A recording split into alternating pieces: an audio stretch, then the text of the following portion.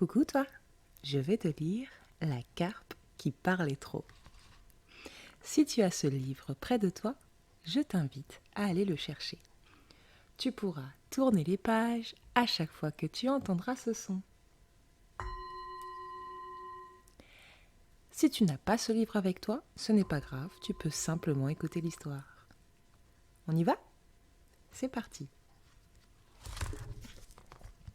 La carpe qui parlait trop.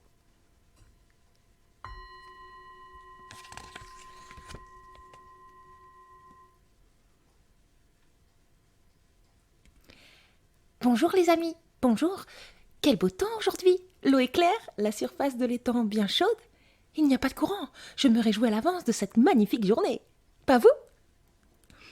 Pipelette, la petite carpe, frétille et jacasse. Les poissons clignent de l'œil pour l'accueillir, puis continuent à mâchonner tranquillement.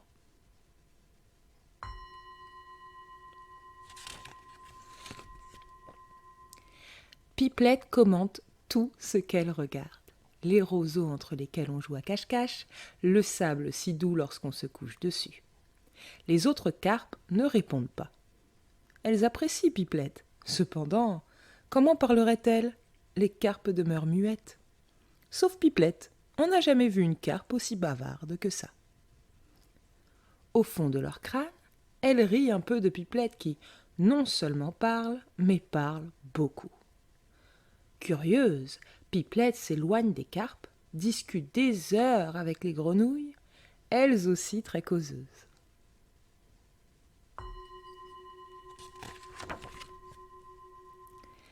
Elle passe également de longs après-midi auprès des frères Mallet et Stevens, les castors qui construisent des barrages dans le ruisseau.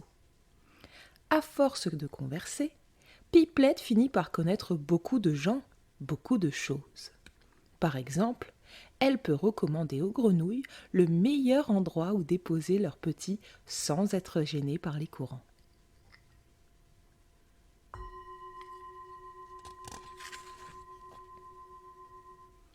Elle indique aux papillons les nénuphars où se reposer. Elle montre aux sauterelles les joncs où se dissimuler et aux castors les rives où trouver des écorces. « Créer une école, Pipelette, lui disent les frères Mallet et Stevens. Si tu transmets ce que tu as appris, nous vivrons mieux ensemble. Une école ? Réplique Pipelette étonnée. Une école de quoi ?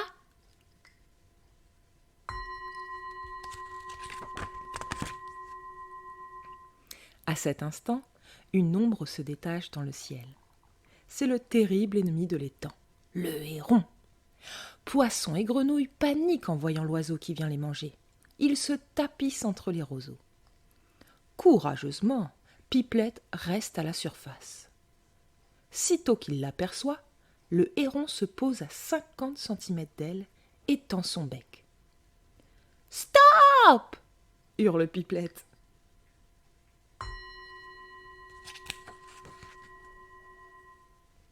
Pardon, s'exclame le héron.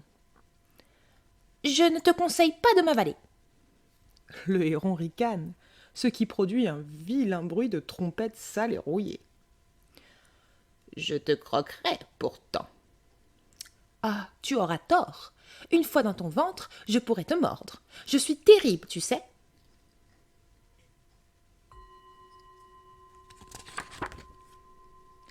Sans hésiter, le héron saute en l'air, déploie ses ailes, disparaît au loin.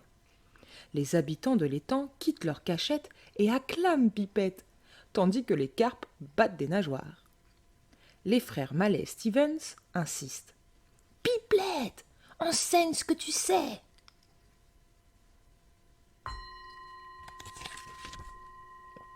Le lendemain, Pipelette ouvre son école, l'école des curieux. Elle décide de l'installer près des nénuphars roses, ce qui permet à certains élèves de s'allonger dans l'eau, à d'autres de s'asseoir sur les larges feuilles rondes. Et ses leçons commencent, expliquant aux animaux tout ce qu'elle a appris en discutant avec les uns et les autres.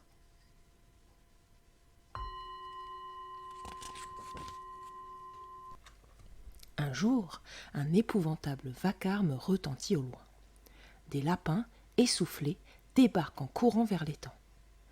Les hommes détruisent notre prairie avec de grosses machines. Videz les lieux, tous! Les lapins décampent, le peuple de l'étang s'affole. Pipelette réfléchit. Facile de partir pour des lapins ou des biches, difficile pour des poissons ou des grenouilles coincées dans un étang. 3 silhouettes surgissent sur le bord. Vite, chaque animal se camoufle, sauf Pipelette qui, discrètement, s'approche des hommes et les espionne.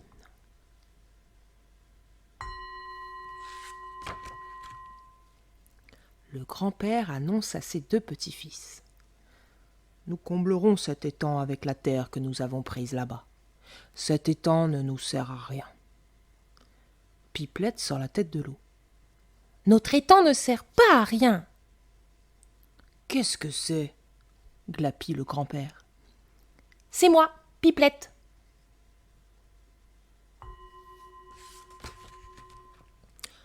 Le grand-père et ses 2 petits-fils n'en croient pas leurs yeux.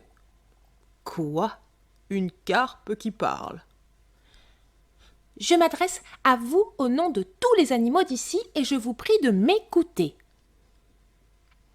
Pipelette entame un grand discours où elle explique l'importance de l'étang qui reçoit les eaux d'alentour. S'il disparaît, il n'y aura plus que de la boue partout. Les hommes ne pourront plus rien faire pousser. Puis, elle décrit l'existence des poissons, des grenouilles, des canards, des sauterelles, des roseaux, des nénuphars. Elle réussit si bien à évoquer son paradis que les hommes hochent la tête.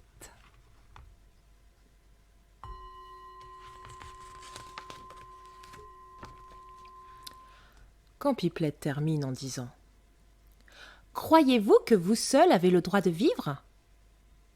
Le grand-père s'écrie « Gardons cet étang, nous devons respecter les habitants. » Le grand-père, approuvé par ses petits-fils, retourne vers les tracteurs, les pelleteuses et leur ordonne de rebrousser chemin.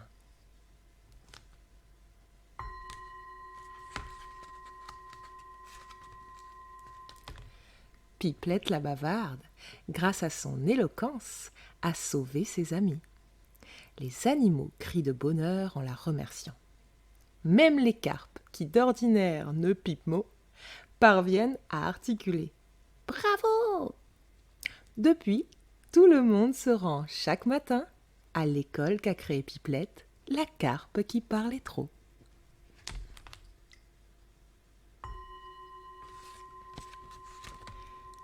Le savais-tu ? La carpe sort fréquemment la tête de l'eau, la bouche ouverte sans produire de son, d'où l'expression « être muet comme une carpe ». Une carpe peut vivre 20 ans et peser plus de 15 kilos. La carpe koi est un animal sacré au Japon. Tu l'auras compris, Pipelette est une carpe unique. Elle parle beaucoup et tout le temps. Mais est-ce un défaut d'être si bavarde ? Pas si c'est pour aider les petits habitants de l'étang. Merci à toi.